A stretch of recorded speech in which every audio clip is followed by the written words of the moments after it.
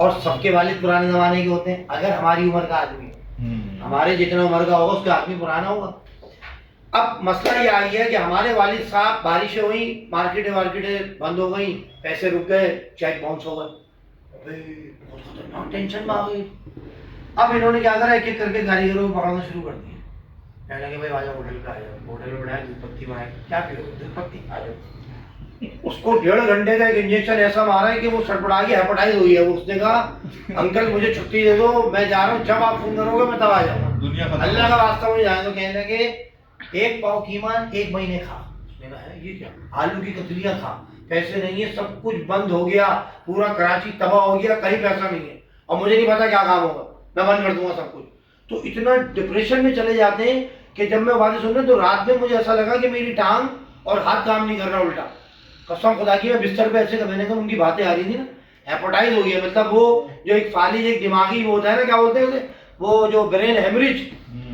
یقین کریں اب جمیل بھائی, میں نے کروٹیں لی ہیں, میں نے پیر کو چلایا ہے, کیونکہ اتنی سنجیدہ باتیں ہوتی ہیں خوفناک کہ آگے کا جو منظر ہوتا ہے نا, پریزنٹ پاسٹ فیوچر, 3 باتیں ہیں.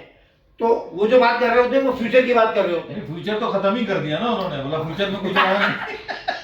انہوں نے فیوچر ختم کر دیا کہ فیوچر اب تیرا کچھ بھی نہیں ہے, سب کچھ بکے گا. یہ جہاز جا رہا ٹائٹینک کی طرح چٹان میں جا کے لگے گا ہی, اور میں اتر کے بھاگ جاؤں گا, تجھے بیٹھ کے چلانا ہے جہاز, چلا لے, یہ لے چابی. اس نے کہا انکل میں نہیں چلا سکتا.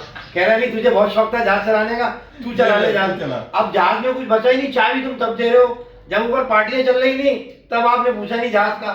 اب آگے بارش ہے, تباہی ہے, کرنٹ لگ کے مر گئے سب, اب جہاز چلا لو بھائی. وہ بولتا بھائی میں نہیں چلانا جہاز, بولا تو چلا لے جہاز. تو یہ انجیکشن ایسے خوفناک ہے کہ کاریگر کو بلایا کہ چل بھائی آ, وہ بول رہا انکل اللہ قسم مجھے نہیں آنا, میں نیچے جا رہا ہے. کہہ رہا میں گھر جا رہا ہوں. کہہ رہا نہیں بات سن, اب اس کو انجیکشن دینا ہے کیونکہ ڈپریشن ہے نا. صحت کی پہچان یہ ہے کہ بات دل میں نہیں رکھو, اپنے جو بھی ٹینشن ہے دوسرے کو دے دو, دوسرا مر جائے. وہ لے کے گھوم رہا ہے, وہ لے کے گھومے, وہ کیوں ہنس رہا ہے, اس کو خوشی کیوں ہو رہی ہے, پکنک پہ کیوں جا رہا ہے. ابے ڈوب کے مر جائے گا, بہت چڑھا ہوا ہے پانی, وہ ڈر گیا, اس نے ابے ڈوب کے اس نے گاڑی موڑ لی. اب انہوں نے آپ بات سمجھے, ایک آدمی پکنک پہ نہیں جا رہا, اب دوسرے کو جا رہا ہے کہ وہ بیوی کے ساتھ جا رہا ہے, اس کو بائک پہ ایسی بات بول دی, اس نے آگے سے ہی گاڑی موڑ لی. کہنے لگا چاچا صحیح بول رہے, گاڑی موڑ لو. اگر ڈوب کے مر جائے گا بھائی کو, جو بچے مر گئے وہاں پر, تو ان کی ساری خوشیاں رشید گورمی کی بریانی ہے, گھر میں بیٹھ کے کھا رہے ہیں. لی کہاں کے لیے تھی, ہاؤس وے کے لیے. ابا نے انجیکشن مارا بدھی پہ, اسکوٹر مڑوا دی, گاڑی مڑوا دی, وہ آگے تو لوگ ڈوب رہے ہیں بھائی, تباہی مچی ہوئی آگے. تو یہ ساری باتیں جو میرے اندر ابل رہی تھی, ذہنی ٹینشن بھائی جان, ذہنی ڈپریشن. صحیح کہہ رہے ہیں. توکل اللہ, انسان کو توقع اچھی رکھنی چاہیے, شکر ادا کرنا چاہیے.